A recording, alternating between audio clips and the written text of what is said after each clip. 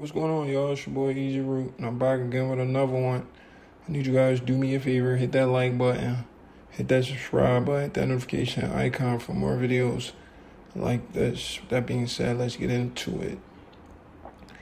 Inoue stops Stephen Fulton in a very entertaining fight.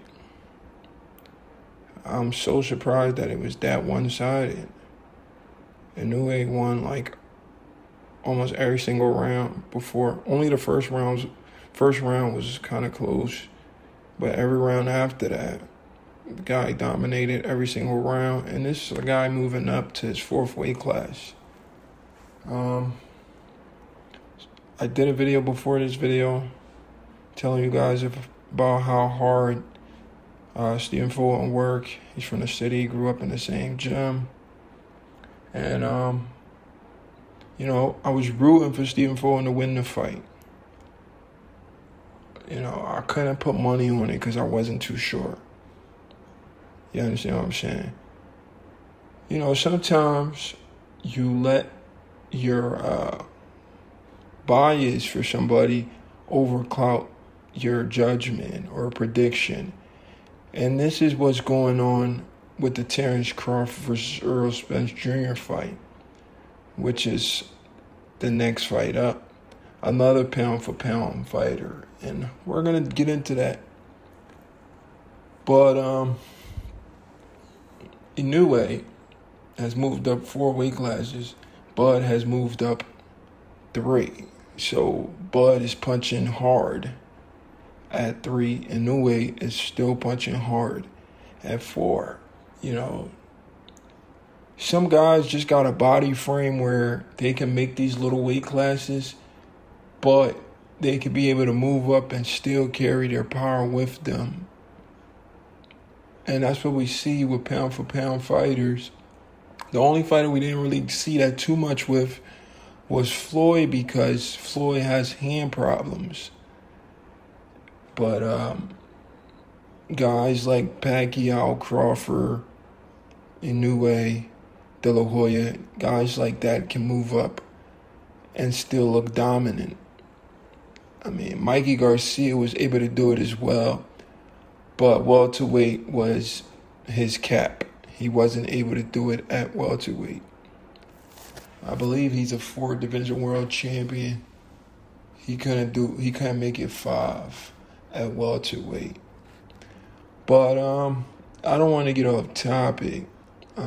Like I said, we let our bias for a fighter cloud our judgment. Going into this fight, like I said, I was rooting for Fulton. But honestly, if I didn't have an attachment or knew Stephen Fulton, never grew up in the same gym, I'm not going to lie, I would have came out here and probably said some out-of-pocket shit. I would have probably said Inoue by destruction or some shit like that. But because I've been in a ring with this guy, not in the ring with this guy, I've been in the same gym with this guy. I seen this guy put on great performances after great performances. From the city, I was rooting for him. I wanted to see him do good. I'm trying to relate that to the next fight that's coming up to help some people save some money. We got another pound-for-pound talent who I believe is the best in the sport right now, which is Terrence Bud Crawford. He takes on Errol Spence Jr. on Saturday.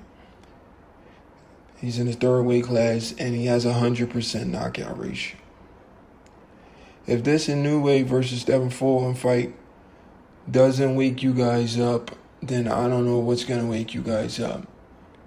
You guys are saying size this, size that. Oh, Errol's too big. Size will be the difference. Errol's pace, Errol's jab, that's not going to matter come fight night. Bud Crawford will be too much for Errol Spence. You thinking it's the opposite. There's a reason why Crawford dominated the pound for pound list all these years. I mean, but let me get back to Stephen Fulton versus Naoya Inoue.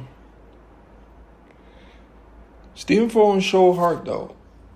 He showed heart by going overseas to enemy territory.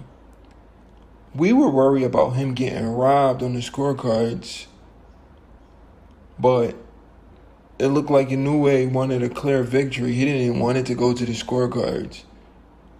You know, he didn't go in there to try to box with Stephen Fulton. He went in there to try to take him out. I guess Inoue had a chip on his shoulder. I believe Inoue probably had a chip on his shoulder because of what Stephen Fulton trainer said. So Inoue felt like he had something to prove. Stephen Fulton trainer accused Naoya Inoue of cheating with the hand wraps.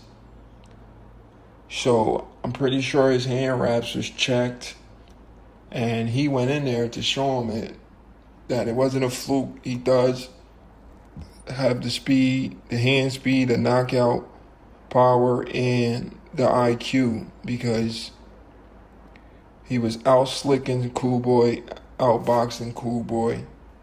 And if a guy is out slicking you, outboxing you, and out punching you, there's nothing you can really do about it. And those same qualities applies to Bud and Earl Spence. Bud is the better fighter. He's the pound-for-pound talent. He's more elusive. He's going to out-slick Earl Spence, outbox Earl Spence, and he's going to outpunch Earl Spence as well. But a lot of people are going to say, well, Cool Boy's not known for knockouts. Well, Earl Spence, a lot of people like to say, well, he's been breaking eye socket, and this is a different story. We'll see come fight night. But anyway, congrats to Naoya Inoue. He's trying to do what Terrence Crawford is about to try to do this weekend.